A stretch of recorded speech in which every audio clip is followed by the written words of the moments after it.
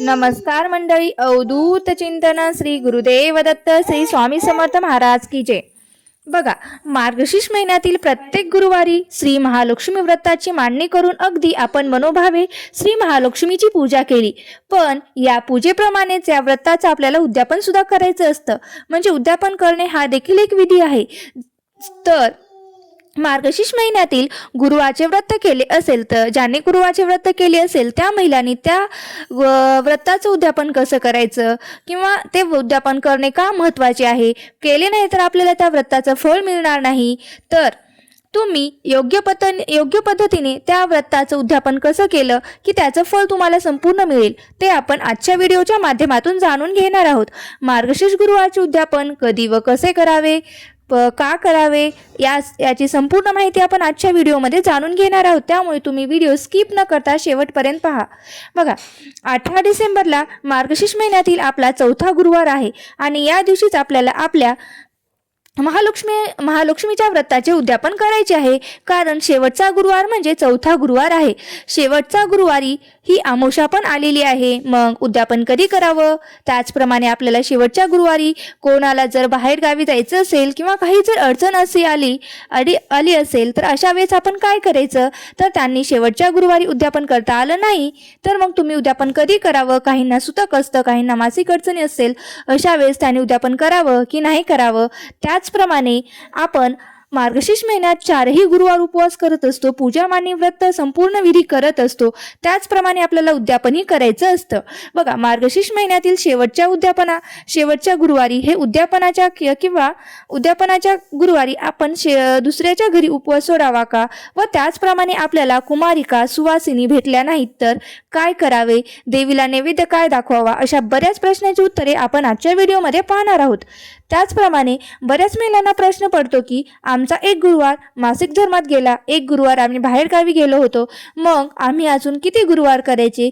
तर ही संपूर्ण माहिती आपण आजच्या व्हिडिओमध्ये पाहणार आहोत. बघा, आता 2025 मध्ये एकूण 4 गुरुवार आले होते. आपल्या पूजेसाठी मिळालेले हे 4 गुरुवार आहेत. आता प्रत्येक महिलेच्या अडचणीमध्ये एखादा गुरुवार तर जातच असतो किंवा एखाद्या गुरुवारी एखाद्या महिलेला बाहेरगावी जावं लागत असेल, त्यामुळे तिला पूजा मांडणी करता आली नाही, परंतु तुम्ही उपवास मात्र करू शकता. त्या दिवशी तुम्ही फक्त उपवास करू शकता. जर तुम्हाला पूजा मांडणी करता आली नाही तर तो गुरुवार तुम्हाला काउंट करायचा आहे. आपण त्या दिवशी पूजा मांडणी जरी नाही केली तरी ते व्रत आपण केलेलं असतं. आता एखाद्या महिलेचा एखादा गुरुवार काही अडचणीमध्ये जातो, तर मग अशा वेळेस तुमचा जर का मधला गुरुवार अडचणीत गेला असेल तरी देखील तुम्ही शेवटच्या गुरुवारी मार्गशीर्ष महिन्यातील उद्यापन करायचं असतं.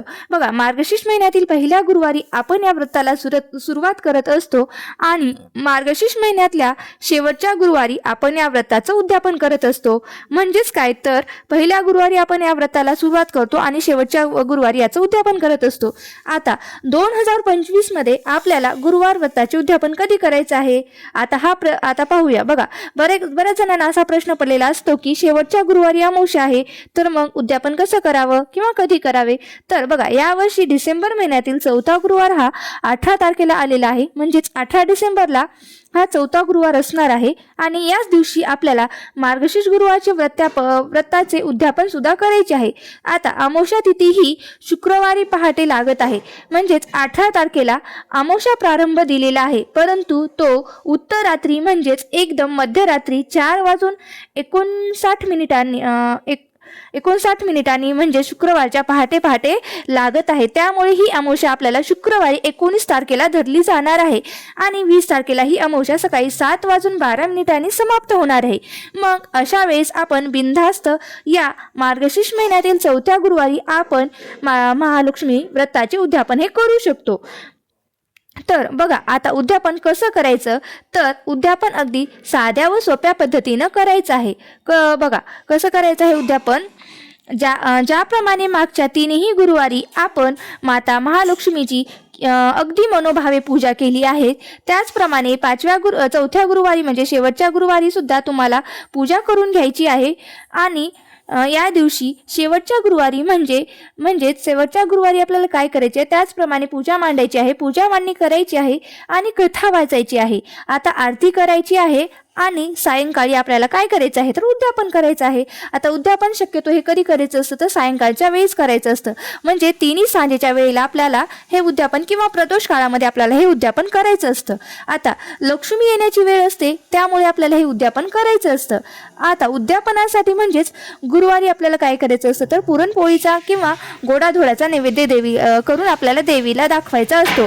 आणि तुम्ही जे अन्न करायचं आहे आणि तुम्हाला सुवासिनीला जे जेवायला बोलवायचे आहेत ते तुम्ही बोलवू शकता. जेवायला बोलवायला पाहिजेच असं काही नाही, जशी तुमची इच्छा असेल तसं तुम्ही बोलवू शकता. उद्यापनासाठी तुम्ही 7, 5, 7, 9, 11 सुवासिनी किंवा कुमारिका तुम्ही कोणालाही बोलू शकता. उद्यापनासाठी आलेल्या स्त्रियांना किंवा कुमारिकांना आपण देवीचे रूप समजून त्यांचे स्वागत आणि आदर करायचा आहे. सर्वात आधी आलेल्या स्त्रियांना बसण्यासाठी आसन द्यायचे आहे. सुवासिनींना देवीचं रूप मानून त्यांची पूजा करायची आहे. त्यांचे पाय स्वच्छ धुवायचे आणि त्यांनी धुतलेले तरी चालू शकतं. शेवटी काय तर आपली भावना महत्त्वाची आहे. त्यांना हळदी कुंकू लावायचं, हातावरती एक एक फळ द्यायचं. तुम्ही कोणतेही फळ देऊ शकता, एखादी केळी, सीताफळ, सफरचंद कोणतंही फळ द्यायचं. पुन्हा आपण जे व्रत करत असतो, महालक्ष्मी व्रताची व्रत करत असतो त्या कथेची एक पुस्तक एक प्रत म्हणून त्यांना द्यायची असते. म्हणजेच काय तर त्यांची ओटी भरायची असते आणि ओटीमध्ये आपण जसं इतर वेळेला ओटी भरतो तशीच ओटी भरायची आणि त्यांना एक फळ आणि एक महालक्ष्मी व्रताची कथाची पुस्तक द्यायचं, म्हणजेच प्रत द्यायची. आता त्यावरती तुम्ही एक फूल ठेवू शकता, गजरा, वेणी, गुलाबाचं फूल सुद्धा देऊ शकतात, पान सुपारी द्यायची आणि त्याचबरोबर तुमची इच्छा असेल तर तुम्ही एखादी भेटवस्तू सुद्धा देऊ शकता. फक्त या दिवशी तुम्ही केशरयुक्त दूध देऊ शकतात किंवा छोट्याशा पेपर कपमध्ये तुम्ही आलेल्या स्त्रियांना थोडंसं दूध दिलं तरीही चालतं, किंवा तुम्ही जेवणासाठीही त्यांना बोलवू शकतात. म्हणजे जशी तुमची इच्छा असेल तशी तुम्ही हे करू शकतात. बघा, त्यानंतर त्यांना काय करायचं, नमस्कार करायचा. आणि या दिवशी शेवटचा गुरुवार आहे आणि आपल्या घरी उद्यापनासाठी काही स्त्रिया येतात, आपणही त्यांच्या घरी जातो. त्यामुळे छान असं तयार व्हायचं आणि साडी नेसायची.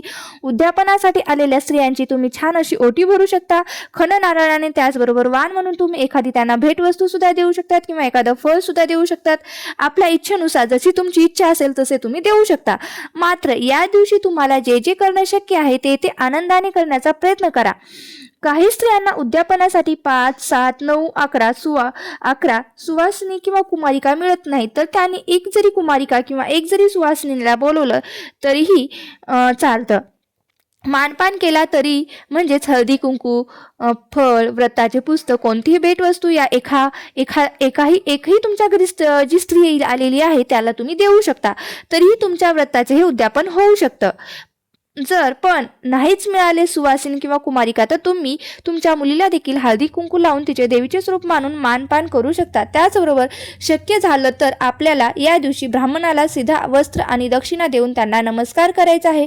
अशा प्रकारे आपल्याला उद्यापन करायचं आहे. दुसऱ्या दिवशी सकाळी आपल्याला लवकर उठून स्वच्छ अंघोळ करून देवीला हळदी कुंकू वाहून दूध साखरेचा किंवा कोणत्याही गोडाधोडाचा नैवेद्य दाखवून देवीची आरती करायची आहे. आणि आपल्या हातून नकळतपणे जी काही चूक झाली असेल त्याच्यासाठी आपल्याला क्षमा प्रार्थना करायची आहे. तुझे वास्तव आणि तुझी कृपादृष्टी अशीच आमच्या घरात सदैव असू दे, अशी मनोभावे आपल्याला काय करायची आहे तर देवीला प्रार्थना करायची आहे. या दिवशी एखाद्या स्त्रीला जर अडचण आली असेल तर उपवास मात्र त्यांनी स्वतः करायची आहे आणि पूजा दुसऱ्या एखाद्या कोणत्या तरी व्यक्तीकडून करून घ्यायची आहे. कथा ऐकायची आहे आणि आपल्याला सुवासिनीला हळदी कुंकू आणि एखादी फळ जरी आपल्या घरातील एखाद्या व्यक्तीला सांगून त्यांना द्यायला सांगायचं. अशा प्रकारे तुम्ही सुद्धा या दिवशी उद्यापन करू शकता. शेवटी काय तर आपण केलेली भावना महत्त्वाची असते. अशाच प्रकारे तुम्ही सुद्धा योग्य पद्धतीने उद्यापन केलं तर तुम्ही केलेल्या व्रताचं फळ हे नक्कीच तुम्हाला मिळतं. आता ज्यांना मासिक धर्म या व्यतिरिक्त इतर काही जर अडचण असेल किंवा सूतक असेल, विटाळ असेल किंवा इतर जर काही अडचण असेल, त्यांनी जर या शेवटच्या गुरुवारी उद्यापन करता आलं नाही तर काही हरकत नाही, तुम्ही तुमचे येणाऱ्या पुढच्या गुरुवारी उद्यापन करू शकता. जरी पुढचा पौष महिना लागत असला तरी देखील तुम्ही पौष महिन्यातील गुरुवारी तुमच्या व्रताचं उद्यापन हे करू शकता. आता ज्यांच्यामध्ये एखादी गुरुवार राहिली असतील, मग पहिला असू द्या किंवा दुसरा असू द्या किंवा तिसरा असू द्या, जास्तीचे गुरुवार करण्याची गरज नाही. तुम्ही देखील 4थ्या गुरुवारी 18 डिसेंबरलाच तुमच्या व्रताचे उद्यापन करू शकता. परंतु 18 डिसेंबरला म्हणजे शेवटच्या गुरुवारी जर कोणाला अडचण आली, मासिक धर्म असेल, तरच त्यांनी घरामध्ये शेवटच्या गुरुवारी कोणी करणारे नसेल तर त्यांनी देखील येणाऱ्या पुढच्या गुरुवारी या व्रताचं उद्यापन करायचं आहे. आता काहींना असं होतं की मासिक अडचण नाही, सुतक नाही, विटाळ नाही, परंतु शेवटच्या गुरुवारी आम्हाला बाहेर जायचं आहे, इमर्जन्सी आहे. मग अशा वेळेस तुम्ही त्या गुरुवारचं उद्यापन तुम्ही पुढच्या गुरुवारी सुद्धा करू शकता. तुमच्या घरी येऊन उपवास सोडायचा आहे. जरी तुम्हाला पूजा मांडणी करता आली नाही, उद्यापन करता आलं नाही, तरी त्यांच्या पुढच्या गुरुवारी पुढचा उपवास पकडा, पूजा मांडणी करा आणि पोथी वाचून नैवेद्य दाखवून तुम्हाला उद्यापन करायचं आहे.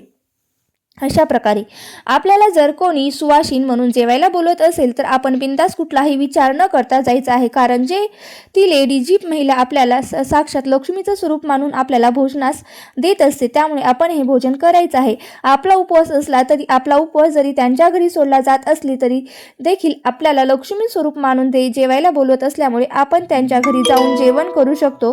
परंतु तुम्ही हा उपवास इतर कोणाच्या ठिकाणी म्हणजे लग्नाच्या ठिकाणी, कार्यक्रमाच्या ठिकाणी चुकूनही सोडायचा नाही. किंवा आपल्या घरी 2 घास खाऊन उपवास सोडून तुम्ही दुसऱ्यांच्या घरी सवासन म्हणून जाऊ शकता आणि सवासन जेवायला गेल्यावरती परान्नाचा कोणताही दोष लागत नाही. मात्र जर उद्यापनाच्या दिवशी आपण करणं शक्य नसेल, मात्र तुम्हाला तुमचा उपवास कोणाच्याही घरी जर सोडायचा नाही, तर तो उपवास तुम्ही तुमच्या घरी सोडला तरी चालतं. कारण एखाद्याची भक्तिभावाने जर 4 गुरुवार पूजा करत असतो, उपवास करत असतो, व्रत करत असतो, त्यामुळे आपण हा उपवास आपल्याच घरी सोडावा असे जर तुम्हाला वाटत असेल तर तुम्ही सोडू शकता. एक गोष्ट सांगायची राहून गेली की तुमच्या घरात जर उद्यापन असेल तर तुमच्या घरातील उद्यापन संपूर्ण तुम्ही ते करून घ्या सगळं, आणि नंतर कोणाच्या घरी जर जेवायला जायचं असेल तर तेही तुम्ही जाऊ शकता. म्हणजे तुमच्या मनावर, त्यांनी तर तुम्हाला लक्ष्मीचं स्वरूप हे म्हणून बोलवलेलं असतं, पण शेवटी तुमच्या मनावर जायचं असेल तर तुम्ही जाऊ शकता, नाही तर नाही. बघा, आता काहींना जर सुतक पडलं तर सुतक हे 10 ते 13 दिवसांचं असतं. 10 ते 13 किंवा 14 दिवसांचं सुतक असणं. मग अशा वेळेस तुमचे 2 गुरुवार जाऊ शकतात सुतकामध्ये. मग त्यामुळे तुमचे 2 गुरुवार झाल्यानंतर तुम्ही येणाऱ्या गुरुवारी पौष महिन्यातील तुम्ही तुमच्या या व्रताचे उद्यापन करायचं आहे. मग तोपर्यंत तुम्हाला प्रत्येक गुरुवारी उपवास हा धरावाच लागणार आहे. जोपर्यंत उद्यापन होत नाही तोपर्यंत तुम्हाला हा उपवास करायचा आहे. तसेच बघा, मार्गशीर्ष महिन्यामध्ये कुलदेवीला जाऊन येतो आणि मग त्या कुलदेवीची सवासणी घालायची असते. मग तुम्हाला असं वाटू शकतं की मी तर शेवटच्या गुरुवारी मार्गशीर्ष सवासणी, कुलदेवीची सवासणी एकत्र घालू शकते का? तर घालू शकता, पण शेवटच्या गुरुवारी घालू शकता, पण त्या वेगवेगळ्या घालाव्या. म्हणजे शेवटच्या गुरुवारी मार्गशीर्ष महालक्ष्मीचा सवासणी वेगळ्या घाला आणि अगोदर किंवा नंतर त्याच दिवशी कुलदेवीच्या नावाने वेगळ्या सवासणी घाला, किंवा एकाच वेळेस वेगवेगळ्या रूममध्ये देखील तुम्ही घालू शकता. अशा पद्धतीने तुम्ही सवासणी घालू शकता. तर कसा वाटला आजचा व्हिडिओ हा मला नक्की कमेंट करून सांगा. आजच्या व्हिडिओबद्दल नक्की मला कमेंट करून सांगा. जर तुम्हाला आवडला असेल तर जास्तीत जास्त लोकांपर्यंत शेअर करा, आणि जर हा व्हिडिओ आवडला असेल तर माझ्या व्हिडिओला नक्की लाईक करा.